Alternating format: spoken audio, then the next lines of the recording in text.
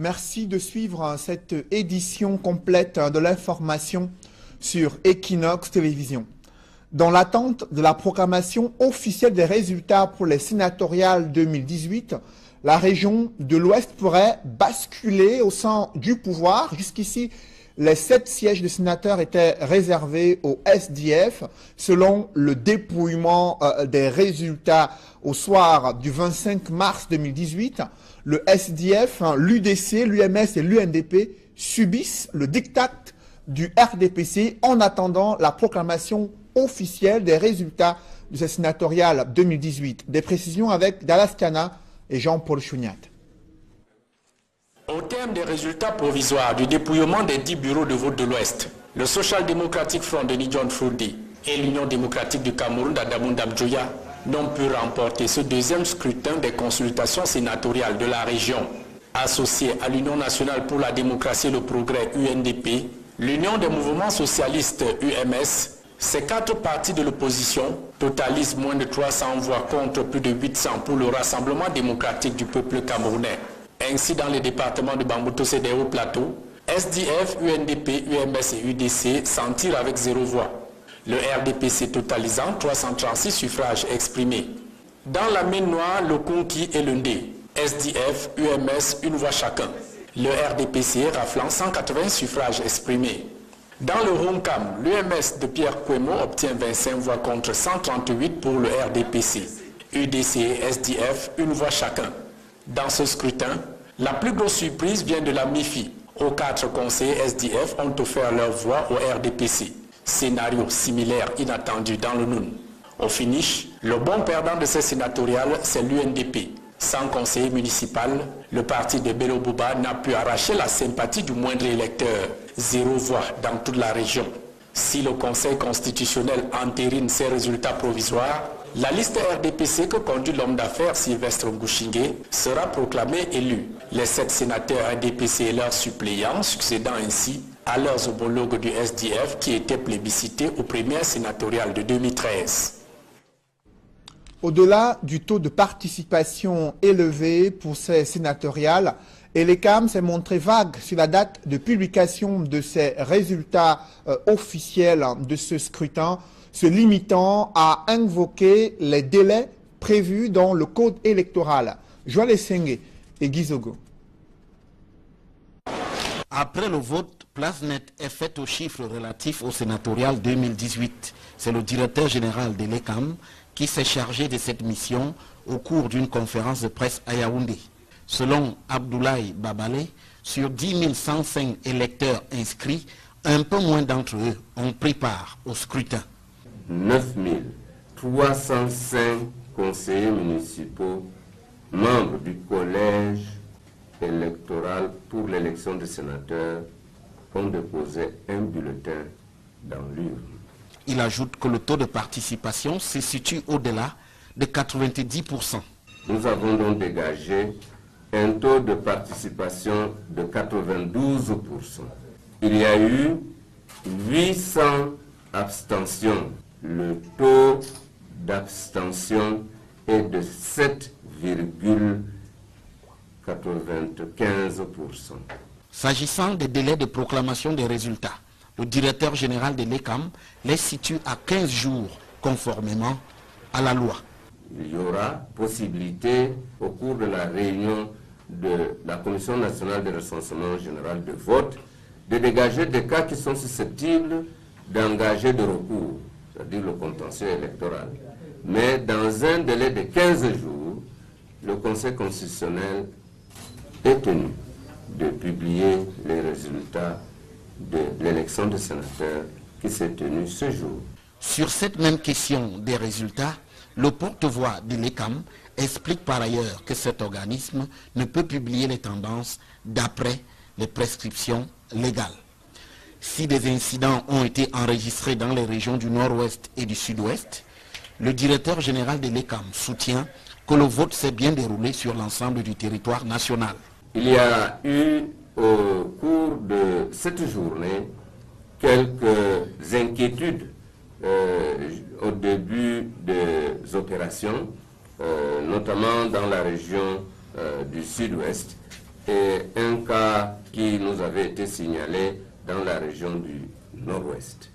Ceci n'a pas empêché les électeurs de remplir leurs devoirs civiques. Des chiffres et des données qui seront certainement confrontés à ceux des partis politiques et des observateurs électoraux. Durant ce scrutin, la forte présence des autorités administratives et la prise de position ont sémé la confusion dans l'esprit des Camerounais, alors que Elekam est chargé de conduire le processus électoral et d'organiser les élections au Cameroun. Le nouveau ministre de l'administration territoriale s'est présenté comme le ministre en charge des questions électorales au Cameroun, de quoi susciter des questions sur le rôle trouble du gouvernement dans le processus électoral censé être conduit de façon indépendante par l'instance électorale du Cameroun. Évocation avec Éric Martial Ndiomo. La sortie de Paul Atangandi au soir du 25 mars a le mérite de susciter de nombreuses interrogations tant sur la forme que dans le contenu. D'abord sur la forme, le ministre de l'administration territoriale semble se défaire des usages qui voulaient que jusque-là ces types de communication soient gérés par le ministre de la communication. La méthode Atangandi est donc bien en marche. Ensuite, dans le fond, le MINAT commence par une déclaration qui fait polémique. En ma qualité de ministre en charge des questions électorales au sein du gouvernement. Ceci a le mérite de donner la sensation à un retour aux années au cours desquelles les questions électorales incombaient à l'administration territoriale. Or, la donne a bien évolué. Cette sortie aura donc mis Elekam sous éteignoir pour la première élection parmi les multiples de l'année 2018. Plus encore, l'omniprésence des gouverneurs, préfets, sous-préfets et cadres de l'administration autour de l'organisation, de la supervision et du contrôle de cette élection n'est pas passé inaperçu. Est-ce un signal fort et de force pour les prochaines élections? Certains hommes politiques s'interrogent. Enfin, dans le contenu, Paul Atangandi se veut élogieux sur le déroulement du scrutin. Le scrutin s'est effectivement tenu dans tous les chefs-lieux de nos 58 départements. D'une manière générale, le scrutin s'est déroulé dans l'ordre, le calme et la sérénité telle que prescrit par le chef de l'État, son Excellence, M. Paul Biya. Un discours qui contraste avec la réalité sur le terrain. Il fait fi des tensions et abstentions dans certaines régions et surtout du cas d'une caméra débusquée dans un bureau de vote du Nord-Ouest et dont a parlé Adolphe Lélé-L'Afrique. Nous avons cependant constaté un incident ici à Bengui où on a découvert un dispositif dans le bureau de vote. Au finish, il s'est agi d'une communication qui n'a pas enseigné grand-chose, mais qui avait, a posteriori, d'autres visées. L'instance électorale Elekam a-t-elle vraiment eu les mains libres pour organiser ce scrutin? Certes, la disposition légale confère à Elekam le pouvoir de conduire le processus électoral, mais l'omniprésence des autorités administratives et leur prise de position, vous l'avez vu, sème la confusion dans l'esprit des Camerounais. S'agit-il des interférences politico-administratives? Certains analystes soutiennent cette thèse, évoquant la mainmise du gouvernement pour contrôler le processus électoral au Cameroun. Joël Essenge et Ike Cyril. Peu après la fermeture des bureaux de vote, le ministre de l'administration territoriale s'est exprimé sur le déroulement des élections sénatoriales au Cameroun. Mais avant lui et pendant le scrutin, les gouverneurs, préfets et sous-préfets dans plusieurs localités ont sillonné les bureaux de vote et se sont également exprimés sur le déroulement du scrutin. Pour Dr Ile Kamga, spécialiste des questions électorales, c'est clair que le gouvernement veut faire main basse sur le processus électoral. Elle permet aujourd'hui de comprendre jusqu'à quel niveau le peuple camerounais a été trompé. Parce que le MINAT, en la réalité, est-ce qu'il est jamais sorti des élections? Il est sorti par l'appellation, mais il est toujours resté dans les élections de manière fondamentale. L'erreur que M. Biya peut-être avait commis en installant Elekam à la présidence de l'Ekam, peut-être quelqu'un qui ne venait pas de l'administration, il a rapidement corrigé. Parce que quand on a vu qu'il y avait des scènes de liberté de la part de M. Fonkamazou, on a dit non, c'est pas comme ça que ça a été conçu. Il fallait que le MINAT reste. Et c'est pour ça qu'on a pris un haut fonctionnaire du MINAT pour mettre à la tête d'élection de Cameroun, avec un autre cacique qu'on appelle M. Babalé. Donc ce duo-là rappelle à suffisance que l'administration publique pro-RDPC reprend de manière globale le contrôle des élections. Il est du devoir de l'État d'assurer la sécurité des personnes et des biens. Mais Hilaire Kamga pense que les pouvoirs publics ont outrepassé leur mission en allant jusqu'à se prononcer sur le déroulement des élections. Vous croyez que ce rôle-là leur permet d'être les communicants publics le jour de l'élection où on a besoin de savoir un peu que l'administration est hors du jeu électoral? Vous pensez vraiment que c'est de ça qu'il est question? Vous pensez que les responsables d'élection de Cameroun n'étaient pas plus à même de pouvoir communiquer sur ce qui se déroulait?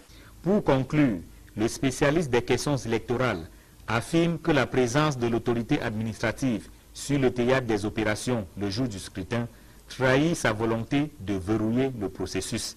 Il revient à l'organisateur d'une part et au contrôleur et au superviseur d'autre part de nous dire de quoi il est question. Surtout pas aux préfets, sous-préfets et autres gouverneurs qui ont un autre rôle à jouer mais qui n'ont pas à communiquer. Il n'y a pas d'angle par lequel on pourrait me justifier cette super présence, cette trop grosse présence de l'autorité administrative dans le chantier de l'élection aujourd'hui, surtout pour les élections sénatoriales. La loi confère à Elections Cameroun le pouvoir d'organiser et de conduire le processus électoral au Cameroun. Dr Hilaire Kamga, spécialiste des questions électorales, considère la présence sur le terrain et les prises de parole de l'autorité administrative sur le déroulement des élections comme une ingérence inacceptable. Pour commenter ce dossier politique, je reçois sur ce plateau Cyril Sambaka. Bonsoir. Bonsoir. Vous êtes le vice-président national de l'UDC, candidat sénatorial dans la région du littoral. Vous venez de suivre cette réaction du docteur Hilaire Kamga sur la présence importante des autorités administratives durant le scrutin. Vous qui étiez sur le terrain durant les 2 semaines des campagnes et le jour du scrutin, comment appréciez-vous le déploiement des autorités administratives pour s'assurer du bon déroulement de ces élections sénatoriales? En réalité, les autorités administratives devaient veiller, n'est-ce pas, à ce que s'il y a des incidents, c'était à eux d'assurer la sécurité. Mais comme Hilaire Kamga venait de le dire, la présence était manifeste. Et non seulement cela, ils étaient en compagnie des ministres, des directeurs généraux, des hauts fonctionnaires. Ils étaient dans les cours où se déroulaient les élections. C'était, ma foi, une histoire terrible. Est-ce que leur attitude était de nature à pouvoir influencer, troubler ou visait à avoir un contrôle ou un droit de regard sur ces élections-là? Cédric, quand on se rend compte dans des bureaux de vote qu'il y a des gens qui y entrent en tremblant, ça vous dit quelque chose.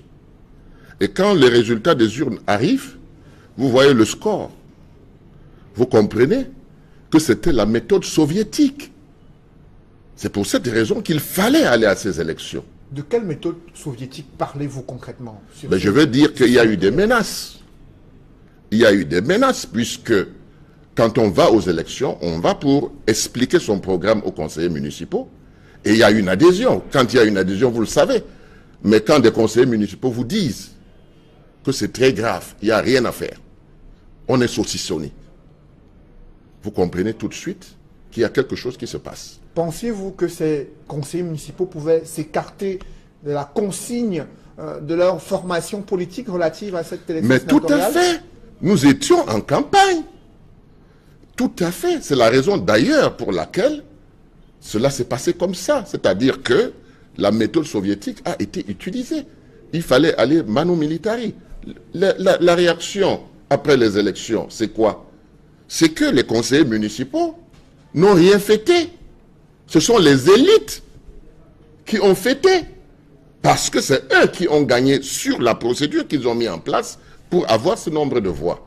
Les conseillers municipaux ne se sont pas exprimés en toute conscience. C'est-à-dire qu'ils ont été poussés. Je parle du littoral. Hein. Je parle du littoral parce qu'à l'ouest, c'était l'argent.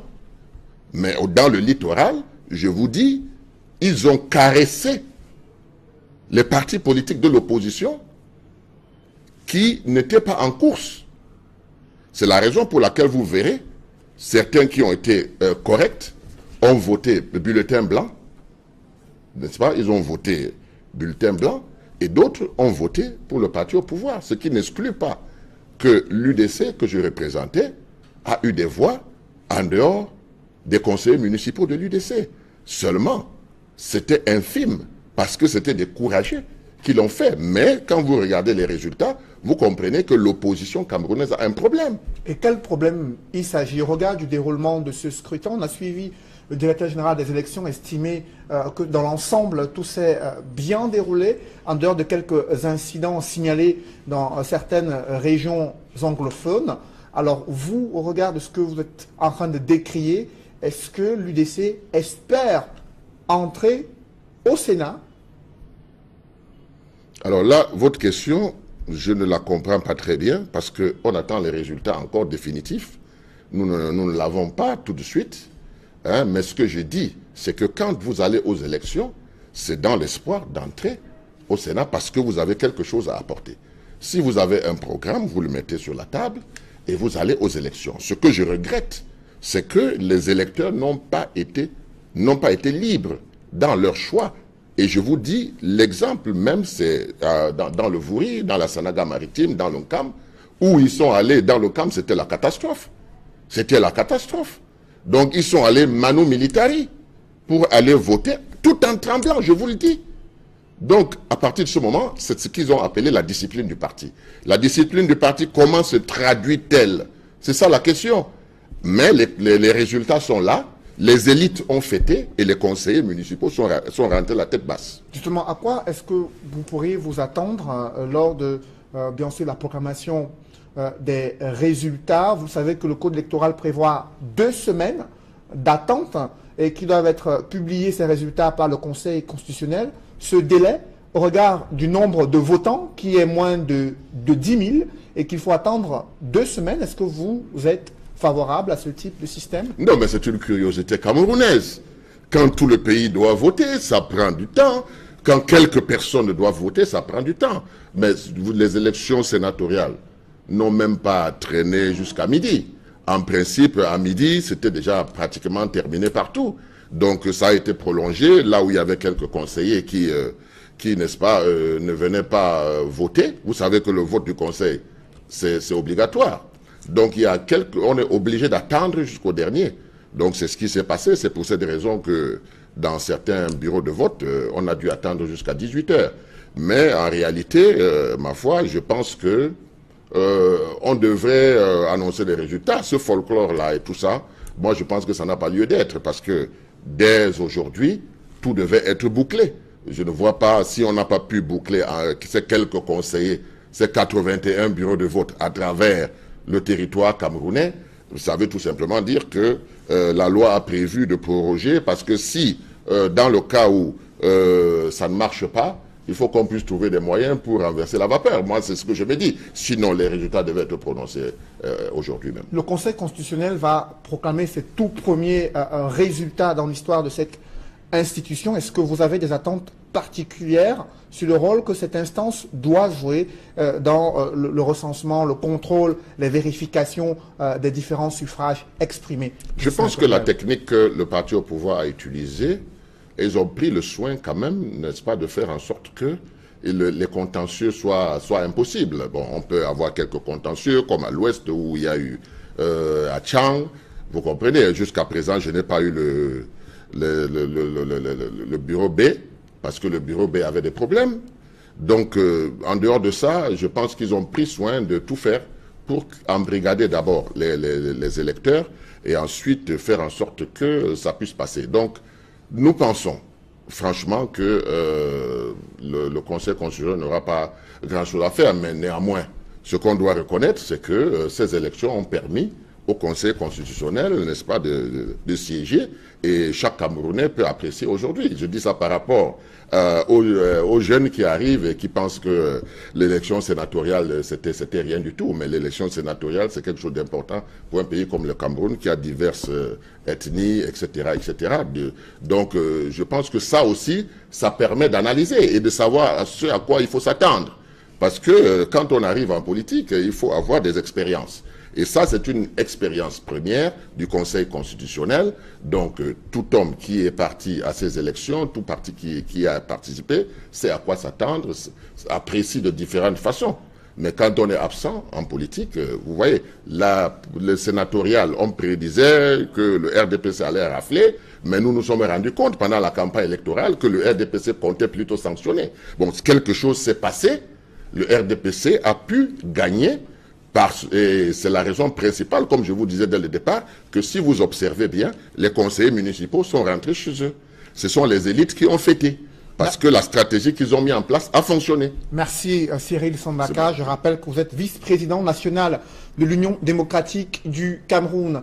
Allons tout de suite à Fumban, où la mairie a été victime d'un cambriolage. Près de 2 millions de francs CFA en espèces ont été emportés et plus de 20 millions de timbres. Un gardien en faction a même failli être tué en s'opposant aux brigands. Le récit est fait avec Mama Soufor, Dalaskana et Jean-Paul Chouniat. Au loin, tout paraît calme à la mairie de Fumban.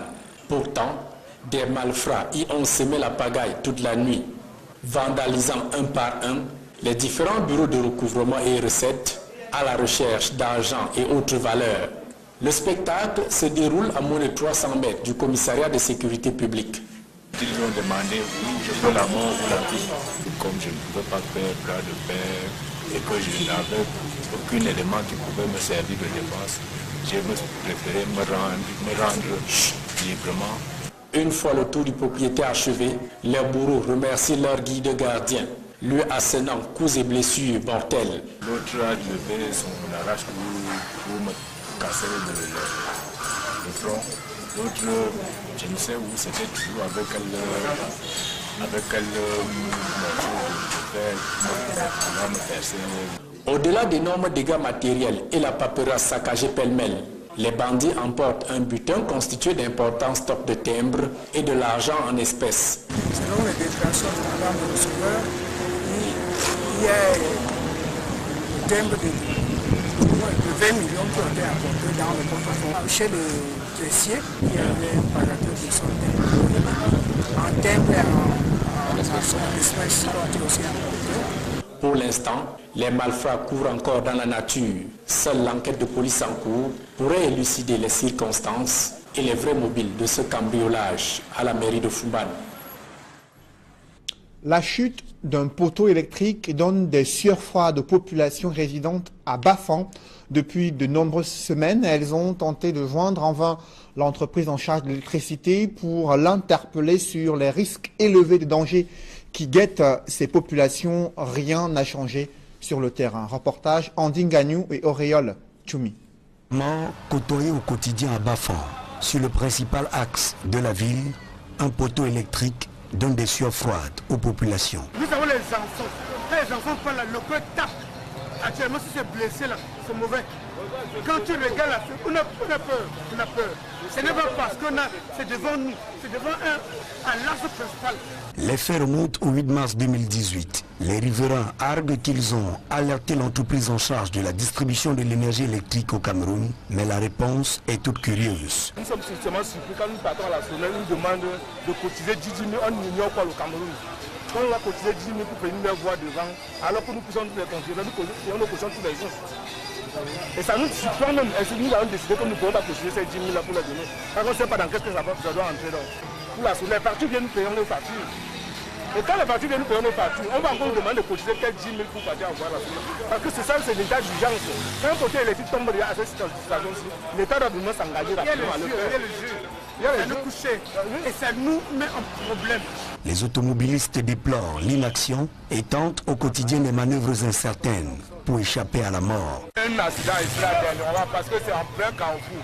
La voiture qui passe direct, la voiture qui entre, il faut que la voiture serre par ici. Donc ça a fallu causer l'accident. Dernièrement, ça ne fait pas 4 jours ici là. Un poteau électrique alimenté, au fil, blessés et scotchés, des usagers qui pour certains ont déjà fait les frais de cette étrange promiscuité.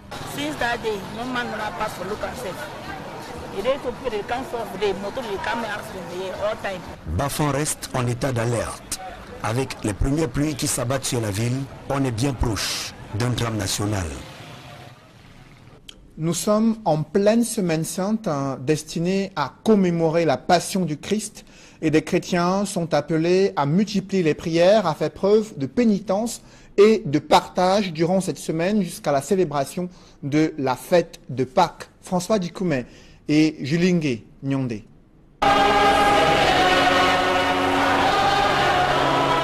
Des chants de louanges, prières et de pénitence en cette semaine sainte à la cathédrale Saint-Pierre et Paul de Douala. Présentée comme l'un des moments les plus importants dans la vie d'un chrétien, la semaine sainte va du dimanche des Rameaux à la veillée pascale. Il sera alors question de commémorer la résurrection du Christ.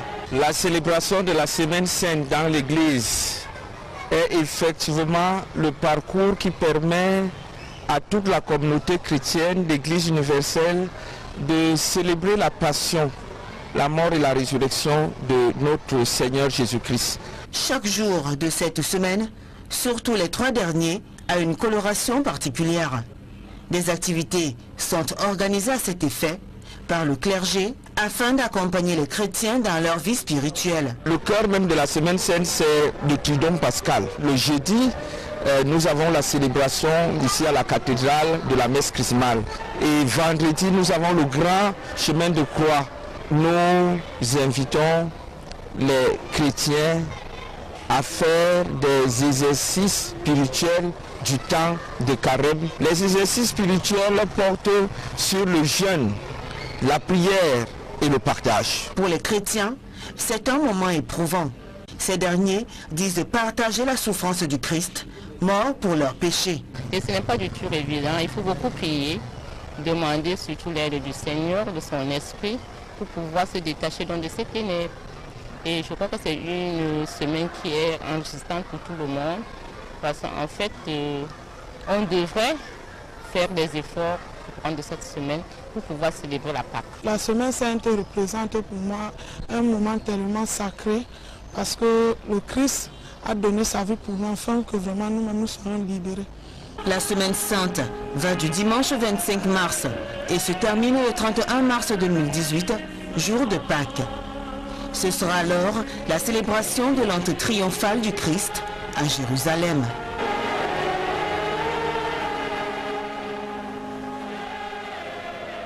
Toujours dans ce chapitre religion, un nouveau nonce apostolique annoncé au Cameroun, Monseigneur Julio Moura, qui doit représenter le Saint-Siège dans un pays où l'Église catholique s'estime persécutée en raison des décès mystérieux des évêques, mais aussi des attaques perpétrées contre les œuvres de l'Église dans les régions anglophones. Des précisions avec Flavien Valondongo dans ce reportage. Monseigneur Julio Moura, 57 ans sonné, nommé nonce apostolique au Cameroun au terme d'un acte publié samedi dernier par le pape François, est de nationalité turque. Il remplace à ce poste Monseigneur Piero Piopo, affecté en Indonésie il y a environ 1 an. Après le Malawi et la Zambie, qui sont des récents pays pour lesquels il a travaillé, le nouvel ambassadeur du Vatican au Cameroun arrive dans un contexte marqué par l'assassinat de l'ancien évêque de Bafia, Monseigneur Benoît Bala, et dont les circonstances de sa mort ne sont pas jusqu'ici élucidées. Bien plus, l'Église catholique est attaquée dans les régions anglophones, en raison des prises de position des évêques sur la crise qui secoue ces parties du pays. Titulaire d'un doctorat en droit canonique, le nonce apostolique pour le Cameroun, tel que précisé dans le courrier signé du pape François, est un diplomate qui a pour mission, entre autres, d'assurer les bonnes relations entre le Cameroun et le Vatican. Il a le droit de regard sur le fonctionnement de l'Église catholique romaine au Cameroun, étant donné que c'est par lui que passent toutes les grandes décisions venues du Vatican pour l'Église locale. Monseigneur Julio Moura, qui est accueilli au Cameroun par des fidèles et à la veille de la célébration de la Pâque, s'exprime en français, en anglais, en allemand, en grec et en turc. Le président de la République du Cameroun est de retour au pays après sa visite d'État en Chine durant la semaine dernière. Paul Biya y a obtenu des accords de coopération économique et technique avec la Chine. Le président de la République, son épouse et sa suite présidentielle ont regagné le pays dans l'après-midi. Des reportages dans ce journal. Il s'agit de l'entreprise, la fondation Kadji de Fotso et l'Union camerounaise de brasserie qui soutient des initiatives des femmes visant à leur permettre d'avoir des outils nécessaires pour mettre en œuvre des projets générateurs de revenus. Reportage.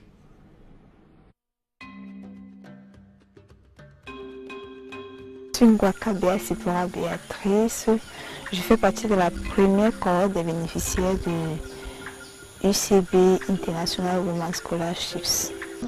It's quite delicate to say it is not something for the women, but at this point and at this time, the women have to go into the field where they were not expected to go because the population of the world is increasing and the women are increasing too. So if we have to teach our children how to go about it, then we have to know it. Intensifier la lutte contre les discriminations à l'égard des femmes, renforcer le partenariat pour le développement durable, c'est le thème qui a marqué la 33e édition de la Journée internationale de la femme. Hommage à cette célébration et surtout soucieuse de contribuer à l'émancipation des femmes au Cameroun et encore plus de démontrer sa solidarité en leur faveur, la Fondation Fouatoula Kadji Fosso, en partenariat avec l'Union camerounaise de brasserie UCB, a lancé depuis le 23 février un concours offrant aux femmes la possibilité de gagner des bourses de formation professionnelle. UCB and the Kadji Foundation is giving an opportunity for you to realize our dreams. One of which I've realized, so I think if you venture into this, your dreams could be realized as well as you getting to meet different people with different backgrounds. So I just urge you guys to try your luck, take action in your ideas and see what comes out of it. Thanks to UCB and Kadji Foundation. D'un montant de 30 millions de francs CFA, ces fonds seront repartis entre les candidates âgées de 20 à 45 ans qui se seront démarquées de par leur dossier ou leur projet d'auto-entrepreneuriat. Bonne opportunité pour les femmes parce que déjà il n'est pas évident d'avoir des bourses ici au Cameroun pour faire des formations et surtout quand ces bourses sont spécialement faites pour nous les femmes. Là, ça montre vraiment qu'on donne de la valeur aux femmes de faire tout ce qu'elles peuvent faire. Les femmes sont dans le domaine de l'énergie qui est un domaine porteur de demain. L'énergie renouvelable, c'est vraiment un grand plus pour nous les femmes de pouvoir faire cela et pouvoir montrer aux autres femmes que non, déjà avec UCB, avec cette opportunité que UCB, la Fondation Kadji nous donne, nous pouvons déjà être totalement pratiques sur le cas des énergies renouvelables et pourquoi pas demain être notre propre patron dans nos propres entreprises. Seuls les meilleurs seront sélectionnés, comme ce fut le cas à la première édition en 2017, édition au cours de laquelle une trentaine de jeunes Camerounaises ont bénéficié de cette magnifique opportunité offerte par la Fondation Fouatoula Kadji Fosso. Mon projet, qui est celui de la pisciculture intégrée à la porciculture, aussi c'est l'État. Là, les appâts, là, nous avons deux appâts dans lesquels nous avons les géniteurs dans l'autre et les laves. Dans les camps, nous avons déjà mis une centaine d'éléphants. Je ne vais cesser d'exprimer ma gratitude vis-à-vis de la Fondation Kadji Fosso et UCB pour ce qu'ils ont fait pour moi. Certes, j'avais déjà ce rêve et un projet bien ficelé, mais grâce à UCB, j'ai pu réaliser. Ce que je peux donner, c'est de croire à ses rêves et de continuer à chercher les moyens et les opportunités pour pouvoir les réaliser. Les candidates seront sélectionnées sous la base de projets touchant des domaines innovateurs dans lesquels elles aimeraient entreprendre ou encore être formées, comme infirmières gérontologues, les secteurs porteurs à l'instar de la mécanique, la menuiserie métallique, le transit, l'hôtellerie, les nouvelles technologies de l'information et de la communication, l'élevage, l'agriculture, les énergies renouvelables et l'électricité. Pour faire partie de cette belle aventure, il suffit juste de constituer un CV et de se rendre sur le site de l'entreprise citoyenne UCB, www.sa-ucb.com, de remplir le formulaire et postuler. Avec la Fondation Fouatoula Kadji Fosso, chaque femme doit bâtir son autonomie. L'Union camerounaise de brasserie a également offert l'artiste nigérian Davido en concert privé à Douala grâce à son produit la K44. Reportage avec des images exclusives du show donné par cet artiste nigérian Davido durant son séjour au Cameroun.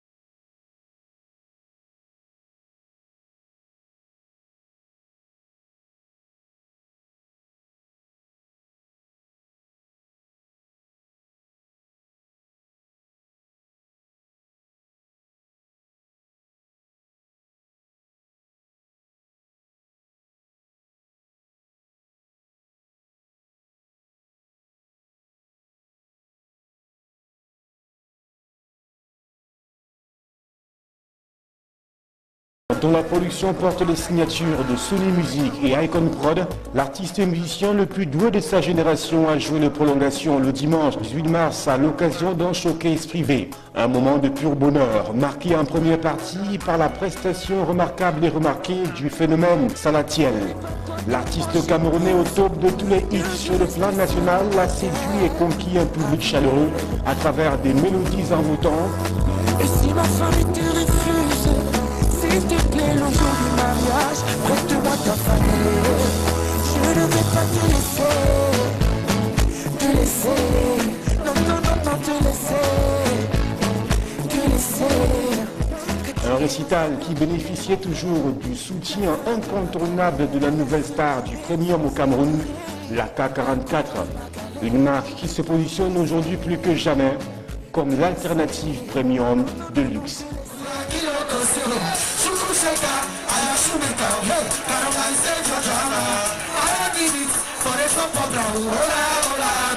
Avec une contenance de 50 centilitres, 4,5% de taux d'alcool et un packaging très attractif, la K44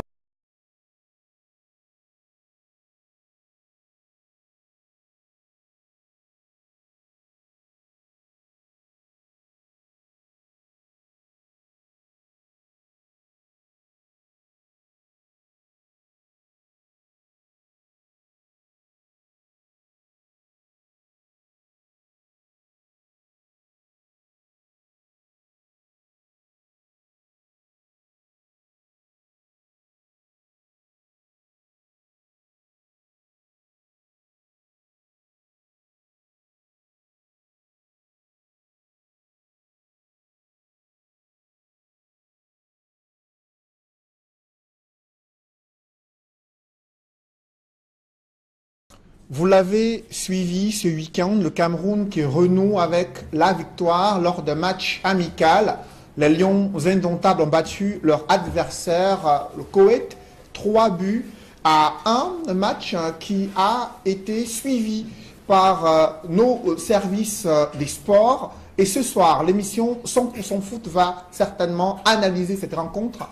Et il est déjà installé sur son plateau. Sylvestre Hippolyte Zangaou, bonsoir. Quel est le menu de 100% Foot et vos invités ce soir? Bonsoir Cédric, le menu, vous avez commencé par donner quelques indications. Donc nous revenons sur ce match amical disputé par le Cameroun, disputé et remporté par le Cameroun face au Koweït. C'était donc hier, 3-1, un doublé de Christian Bassogok après l'ouverture du score à la 11e minute par Vincent Bakar.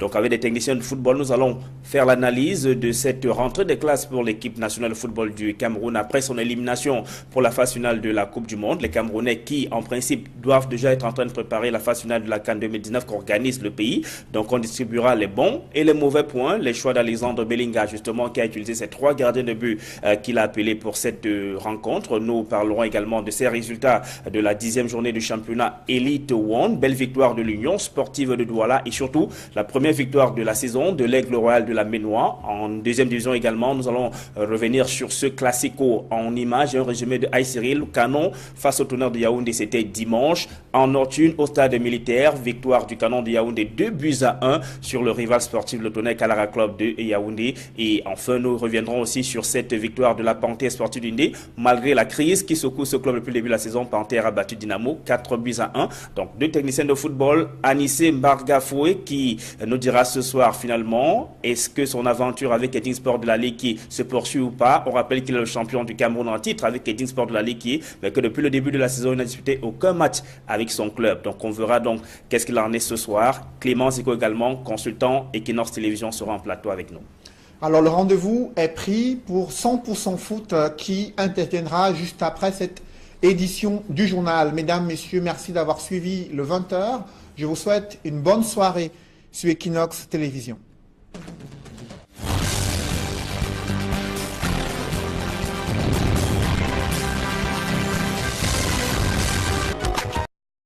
Au cours de cette journée, quelques inquiétudes au début des opérations, notamment dans la région du sud-ouest, et un cas qui nous avait été signalé dans la région du nord-ouest.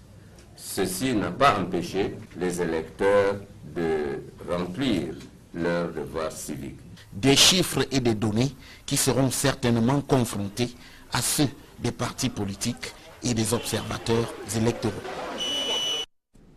Durant ce scrutin, la forte présence des autorités administratives et la prise de position ont sémé la confusion dans l'esprit des Camerounais, alors que Elekam est chargé de conduire le processus électoral et d'organiser les élections au Cameroun. Le nouveau ministre de l'administration territoriale s'est présenté comme le ministre en charge des questions électorales au Cameroun, de quoi susciter des questions sur le rôle trouble du gouvernement dans le processus électoral censé être conduit de façon indépendante par l'instance électorale du Cameroun. Évocation avec Éric Martial Ndiomo. La sortie de Paul Atangandi au soir du 25 mars a le mérite de susciter de nombreuses interrogations tant sur la forme que dans le contenu. D'abord sur la forme, le ministre de l'administration territoriale semble se défaire des usages qui voulaient que jusque-là ces types de communication soient gérés par le ministre de la communication. La méthode Atangandi est donc bien en marche. Ensuite, dans le fond, le MINAT commence par une déclaration qui fait polémique. En ma qualité de ministre en charge des questions électorales au sein du gouvernement. Ceci a le mérite de donner la sensation à un retour aux années au cours desquelles les questions électorales incombaient à l'administration territoriale. Or, la donne a bien évolué. Cette sortie aura donc mis Elekam sous éteignoir pour la première élection parmi les multiples de l'année 2018. Plus encore, l'omniprésence des gouverneurs, préfets, sous-préfets et cadres de l'administration autour de l'organisation, de la supervision et du contrôle de cette élection n'est pas passé inaperçu. Est-ce un signal fort et de force pour les prochaines élections? Certains hommes politiques s'interrogent. Enfin, dans le contenu, Paul Atangandi se veut élogieux sur le déroulement du scrutin. Le scrutin s'est effectivement tenu dans tous les chefs-lieux de nos 58 départements. D'une manière générale, le scrutin s'est déroulé dans l'ordre, le calme et la sérénité telle que prescrit par le chef de l'État, son Excellence, M. Paul Biya. Un discours qui contraste avec la réalité sur le terrain. Il fait fi des tensions et abstentions dans certaines régions et surtout du cas d'une caméra débusquée dans un bureau de vote du Nord-Ouest et dont a parlé Adolphe Lélé l'Afrique. Nous avons cependant constaté un incident ici à Bengui où on a découvert un dispositif dans le bureau de vote. Au finish, il s'est agi d'une communication qui n'a pas enseigné grand-chose, mais qui avait, a posteriori, d'autres visées. l'instance électorale ELECAM a-t-elle vraiment eu les mains libres pour organiser ce scrutin? Certes, la disposition légale confère à ELECAM le pouvoir de conduire le processus électoral, mais l'omniprésence des autorités administratives et leur prise de position, vous l'avez vu, sème la confusion dans l'esprit des Camerounais. S'agit-il des interférences politico-administratives? Certains analystes soutiennent cette thèse, évoquant la mainmise du gouvernement pour contrôler le processus électoral au Cameroun. Joël Sengue et Ike Cyril. Peu après la fermeture des bureaux de vote, le ministre de l'administration territoriale s'est exprimé sur le déroulement des élections sénatoriales au Cameroun. Mais avant lui et pendant le scrutin, les gouverneurs, préfets et sous-préfets dans plusieurs localités ont sillonné les bureaux de vote et se sont également exprimés sur le déroulement du scrutin. Pour Dr Ile Kamga, spécialiste des questions électorales, c'est clair que le gouvernement veut faire main basse sur le processus électoral. Elle permet aujourd'hui de comprendre jusqu'à quel niveau le peuple camerounais a été trompé. Parce que le MINAT, en la réalité, est-ce qu'il est jamais sorti des élections? Il est sorti par l'appellation, mais il est toujours resté dans les élections de manière fondamentale. L'erreur que M. Biya peut-être avait commis en installant conscience. C'est-à-dire qu'ils ont été poussés, je parle du littoral, hein, je parle du littoral parce qu'à l'ouest c'était l'argent. Mais dans le littoral, je vous dis, ils ont caressé les partis politiques de l'opposition qui n'étaient pas en course. C'est la raison pour laquelle vous verrez, certains qui ont été corrects ont voté le bulletin blanc, n'est-ce pas? Ils ont voté bulletin blanc et d'autres ont voté pour le parti au pouvoir, ce qui n'exclut pas que l'UDC que je représentais a eu des voix en dehors des conseillers municipaux de l'UDC. Seulement, c'était infime parce que c'était des courageux qui l'ont fait. Mais quand vous regardez les résultats, vous comprenez que l'opposition camerounaise a un problème. Et quel problème il s'agit? Au regard du déroulement de ce scrutin, on a suivi le directeur général des élections estimé que dans l'ensemble, tout s'est bien déroulé, en dehors de quelques incidents signalés dans certaines régions anglophones. Alors vous, au regard de ce que vous êtes en train de décrier, est-ce que l'UDC espère entrer au Sénat? Alors là, votre question, je ne la comprends pas très bien parce qu'on attend les résultats encore définitifs. Nous ne l'avons pas tout de suite. Hein, mais ce que je dis, c'est que quand vous allez aux élections, c'est dans l'espoir d'entrer au Sénat parce que vous avez quelque chose à apporter. Si vous avez un programme, vous le mettez sur la table et vous allez aux élections. Ce que je regrette, c'est que les électeurs n'ont pas été libres dans leur choix. Et je vous dis, l'exemple même, c'est dans le Vouri, dans la Sanaga maritime, dans l'Oncam, où ils sont allés, dans l'Oncam, c'était la catastrophe. C'était la catastrophe. Donc, ils sont allés manu militari pour aller voter, tout en tremblant, je vous le dis.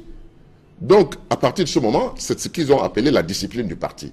La discipline du parti, comment se traduit-elle? C'est ça la question. Mais les résultats sont là, les élites ont fêté et les conseillers municipaux sont rentrés la tête basse. Justement, à quoi est-ce que vous pourriez vous attendre lors de, bien sûr, la proclamation des résultats? Vous savez que le code électoral prévoit 2 semaines d'attente et qui doivent être publiés, ces résultats, par le Conseil constitutionnel. Ce délai, au regard du nombre de votants, qui est moins de 10 000 et qu'il faut attendre 2 semaines, est-ce que vous êtes favorable à ce type de système? Non, mais c'est une curiosité camerounaise. Quand tout le pays doit voter, ça prend du temps. Quand quelques personnes doivent voter, ça prend du temps. Mais les élections sénatoriales n'ont même pas traîné jusqu'à midi. En principe, à midi, c'était déjà pratiquement terminé partout. Donc ça a été prolongé, là où il y avait quelques conseillers qui n'est-ce pas, ne venaient pas voter. Vous savez que le vote du conseil, c'est obligatoire. Donc on est obligé d'attendre jusqu'au dernier. Donc c'est ce qui s'est passé. C'est pour cette raison que dans certains bureaux de vote, on a dû attendre jusqu'à 18 h. Mais en réalité, ma foi, je pense que on devrait annoncer les résultats. Ce folklore-là et tout ça, moi je pense que ça n'a pas lieu d'être parce que dès aujourd'hui, tout devait être bouclé. Je ne vois pas, si on n'a pas pu boucler ces quelques conseillers, ces 81 bureaux de vote à travers le territoire camerounais, ça veut tout simplement dire que la loi a prévu de proroger, parce que si, dans le cas où ça ne marche pas, il faut qu'on puisse trouver des moyens pour renverser la vapeur. Moi, c'est ce que je me dis. Sinon, les résultats devaient être prononcés aujourd'hui même. Le Conseil constitutionnel va proclamer ses tout premiers résultats dans l'histoire de cette institution. Est-ce que vous avez des attentes particulières sur le rôle que cette instance doit jouer dans le recensement, le contrôle, les vérifications des différents suffrages exprimés? Je pense que la technique que le parti au pouvoir a utilisée, ils ont pris le soin quand même, n'est-ce pas, de faire en sorte que les contentieux soient impossibles. Bon, on peut avoir quelques contentieux, comme à l'ouest où il y a eu à Tchang. Vous comprenez, jusqu'à présent, je n'ai pas eu le bureau B, parce que le bureau B avait des problèmes. Donc, en dehors de ça, je pense qu'ils ont pris soin de tout faire pour embrigader d'abord les électeurs et ensuite faire en sorte que ça puisse passer. Donc, nous pensons franchement que le Conseil constitutionnel n'aura pas grand-chose à faire, mais néanmoins, ce qu'on doit reconnaître, c'est que ces élections ont permis au Conseil constitutionnel, n'est-ce pas, de siéger, et chaque Camerounais peut apprécier aujourd'hui. Je dis ça par rapport aux jeunes qui arrivent et qui pensent que l'élection sénatoriale, c'était rien du tout, mais l'élection sénatoriale, c'est quelque chose d'important pour un pays comme le Cameroun, qui a diverses ethnies, etc., etc. Donc, je pense que ça aussi, ça permet d'analyser et de savoir ce à quoi il faut s'attendre. Parce que quand on arrive en politique, il faut avoir des expériences.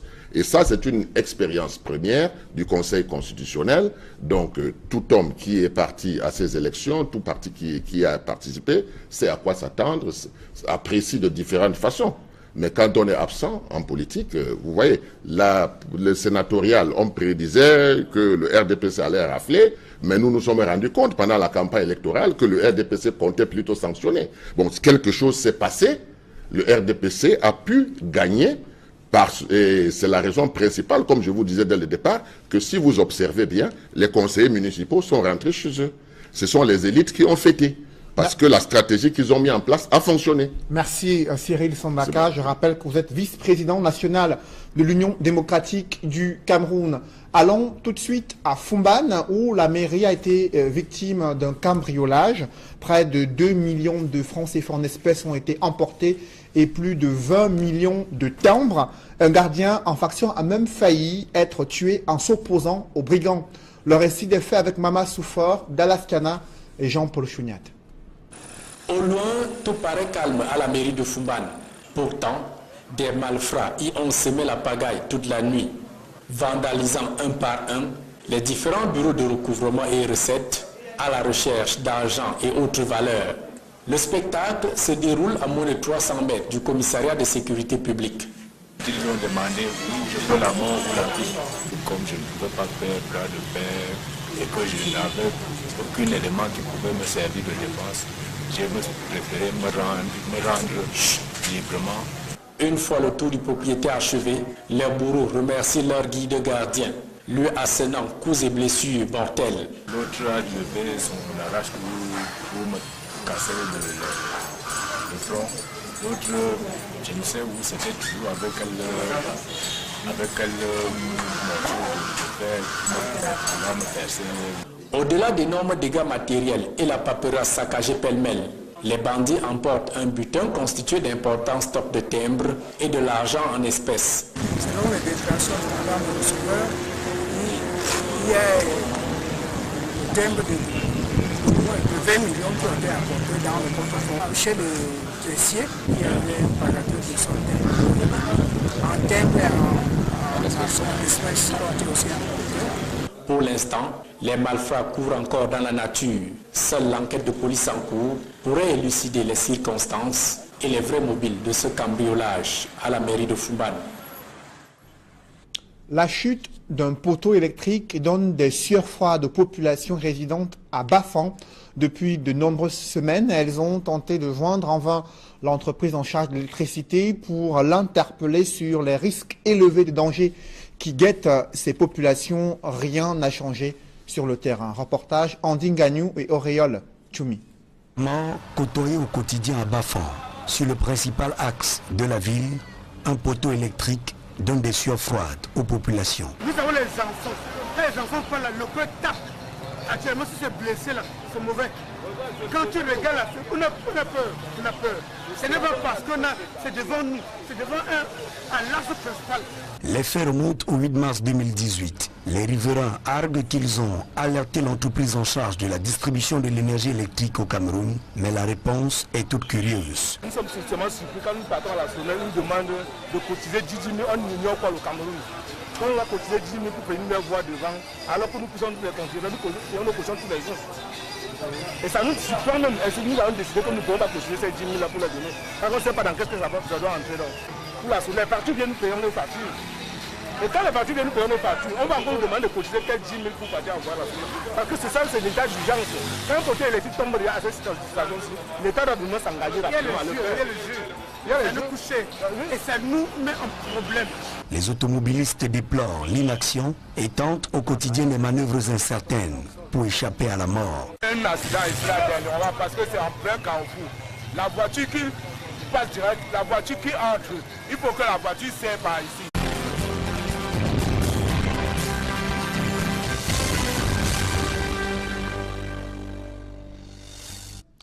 Merci de suivre cette édition complète de l'information sur Equinox Télévision. Dans l'attente de la proclamation officielle des résultats pour les sénatoriales 2018, la région de l'Ouest pourrait basculer au sein du pouvoir. Jusqu'ici, les 7 sièges de sénateurs étaient réservés au SDF. Selon le dépouillement des résultats au soir du 25 mars 2018, le SDF, l'UDC, l'UMS et l'UNDP subissent le diktat du RDPC en attendant la proclamation officielle des résultats de ces sénatoriales 2018. Des précisions avec Dallas Cana et Jean-Paul Chouniat. Au terme des résultats provisoires du dépouillement des 10 bureaux de vote de l'Ouest, le Social Democratic Front de Nidjon Froudi et l'Union démocratique du Cameroun d'Adamoun Dabdjoya n'ont pu remporter ce deuxième scrutin des consultations sénatoriales de la région. Associée à l'Union nationale pour la démocratie et le progrès UNDP, l'Union des mouvements socialistes UMS, ces 4 partis de l'opposition totalisent moins de 300 voix contre plus de 800 pour le Rassemblement démocratique du peuple camerounais. Ainsi, dans les départements de Bambuto et des Hauts-Plateaux, SDF, UNDP, UMS et UDC s'en tirent avec 0 voix. Le RDPC totalisant 336 suffrages exprimés. Dans la mine noire, le Konki et le Ndé, SDF, UMS, une voix chacun. Le RDPC raflant 180 suffrages exprimés. Dans le Romcam, l'UMS de Pierre Kouemo obtient 25 voix contre 138 pour le RDPC. UDC et SDF, une voix chacun. Dans ce scrutin, la plus grosse surprise vient de la MIFI. Aux 4 conseillers SDF ont offert leur voix au RDPC. Scénario similaire inattendu dans le Noun. Au finish, le bon perdant de ces sénatoriales, c'est l'UNDP. Sans conseiller municipal, le parti de Bello Bouba n'a pu arracher la sympathie du moindre électeur. 0 voix dans toute la région. Si le Conseil constitutionnel entérine ces résultats provisoires, la liste RDPC que conduit l'homme d'affaires Sylvestre Ngouchingue sera proclamée élue. Les 7 sénateurs RDPC et leurs suppléants succédant ainsi à leurs homologues du SDF qui étaient plébiscités aux premières sénatoriales de 2013. Au-delà du taux de participation élevé pour ces sénatoriales, Elecam s'est montré vague sur la date de publication de ces résultats officiels de ce scrutin, se limitant à invoquer les délais prévus dans le code électoral. Joël Essenge et Gizogo.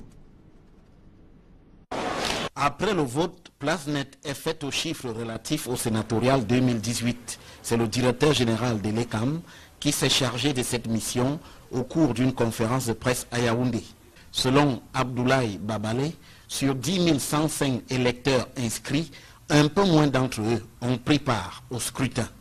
9 305 conseillers municipaux, membres du collège électoral pour l'élection des sénateurs, ont déposé un bulletin dans l'urne. Il ajoute que le taux de participation se situe au-delà de 90%. Nous avons donc dégagé un taux de participation de 92%. Il y a eu 800 abstentions. Le taux d'abstention est de 7,95%. S'agissant des délais de proclamation des résultats, le directeur général de l'ECAM les situe à 15 jours conformément à la loi. Il y aura possibilité au cours de la réunion de la Commission nationale de recensement général de vote de dégager des cas qui sont susceptibles d'engager de recours, c'est-à-dire le contentieux électoral. Mais dans un délai de 15 jours, le Conseil constitutionnel est tenu de publier les résultats de l'élection de sénateurs qui s'est tenue ce jour. Sur cette même question des résultats, le porte-voix de l'ECAM explique par ailleurs que cet organisme ne peut publier les tendances d'après les prescriptions légales. Si des incidents ont été enregistrés dans les régions du Nord-Ouest et du Sud-Ouest, le directeur général de l'ECAM soutient que le vote s'est bien déroulé sur l'ensemble du territoire national. Il y a eu l'ECAM, à la présidente de l'ECAM, peut-être quelqu'un qui ne venait pas de l'administration, il a rapidement corrigé. Parce que quand on a vu qu'il y avait des scènes de liberté de la part de M. Fonkomazou, on a dit non, c'est pas comme ça que ça a été conçu. Il fallait que le MINAT reste. Et c'est pour ça qu'on a pris un haut fonctionnaire du MINAT pour mettre à la tête de l'élection de Cameroun, avec un autre cacique qu'on appelle M. Babalé. Donc ce duo-là rappelle à suffisance que l'administration publique pro-RDPC reprend de manière globale le contrôle des élections. Il est du devoir de l'État d'assurer la sécurité des personnes et des biens. Mais Hilaire Kamga pense que les pouvoirs publics ont outrepassé leur mission en allant jusqu'à se prononcer sur le déroulement des élections. Vous croyez que ce rôle-là leur permet d'être les communicants publics le jour de l'élection où on a besoin de savoir un peu que l'administration est hors du jeu électoral? Vous pensez vraiment que c'est de ça qu'il est question? Vous pensez que les responsables d'élection de Cameroun n'étaient pas plus à même de pouvoir communiquer sur ce qui se déroulait? Pour conclure, le spécialiste des questions électorales affirme que la présence de l'autorité administrative sur le théâtre des opérations le jour du scrutin trahit sa volonté de verrouiller le processus. Il revient à l'organisateur d'une part et au contrôleur et au superviseur d'autre part de nous dire de quoi il est question. Surtout pas aux préfets, sous-préfets et autres gouverneurs qui ont un autre rôle à jouer mais qui n'ont pas à communiquer. Il n'y a pas d'angle par lequel on pourrait me justifier cette super présence, cette trop grosse présence de l'autorité administrative dans le chantier de l'élection aujourd'hui, surtout pour les élections sénatoriales. La loi confère à Elections Cameroun le pouvoir d'organiser et de conduire le processus électoral au Cameroun. Dr Hilaire Kamga, spécialiste des questions électorales, considère la présence sur le terrain et les prises de parole de l'autorité administrative sur le déroulement des élections comme une ingérence inacceptable. Pour commenter ce dossier politique, je reçois sur ce plateau Cyril Sambaka. Bonsoir. Bonsoir. Vous êtes le vice-président national de l'UDC, candidat sénatorial dans la région du littoral. Vous venez de suivre cette réaction du docteur Hilaire Kamga sur la présence importante des autorités administratives durant le scrutin. Vous qui étiez sur le terrain durant les 2 semaines des campagnes et le jour du scrutin, comment appréciez-vous le déploiement des autorités administratives pour s'assurer du bon déroulement de ces élections sénatoriales? En réalité, les autorités administratives devaient veiller, n'est-ce pas, à ce que s'il y a des incidents, c'était à eux d'assurer la sécurité. Mais comme Hilaire Kamga venait de le dire, la présence était manifeste. Et non seulement cela, ils étaient en compagnie des ministres, des directeurs généraux, des hauts fonctionnaires. Ils étaient dans les cours où se déroulaient les élections. C'était, ma foi, une histoire terrible. Est-ce que leur attitude était de nature à pouvoir influencer, troubler ou visait à avoir un contrôle ou un droit de regard sur ces élections-là? Cédric, quand on se rend compte dans des bureaux de vote qu'il y a des gens qui y entrent en tremblant, ça vous dit quelque chose. Et quand les résultats des urnes arrivent, vous voyez le score. Vous comprenez que c'était la méthode soviétique. C'est pour cette raison qu'il fallait aller à ces élections. De quelle méthode soviétique parlez-vous concrètement? Je veux dire qu'il y a eu des menaces. Il y a eu des menaces, puisque quand on va aux élections, on va pour expliquer son programme aux conseillers municipaux. Et il y a une adhésion. Quand il y a une adhésion, vous le savez. Mais quand des conseillers municipaux vous disent que c'est très grave, il n'y a rien à faire, on est saucissonné. Vous comprenez tout de suite qu'il y a quelque chose qui se passe. Pensiez-vous que ces conseillers municipaux pouvaient s'écarter de la consigne de leur formation politique relative à cette élection sénatoriale? Mais tout à fait. Nous étions en campagne. Tout à fait. C'est la raison d'ailleurs pour laquelle cela s'est passé comme ça. C'est-à-dire que la méthode soviétique a été utilisée. Il fallait aller manu militari. La réaction après les élections, c'est quoi? C'est que les conseillers municipaux n'ont rien fêté. Ce sont les élites qui ont fêté. Parce que c'est eux qui ont gagné sur la procédure qu'ils ont mis en place pour avoir ce nombre de voix. Les conseillers municipaux ne se sont pas exprimés en toute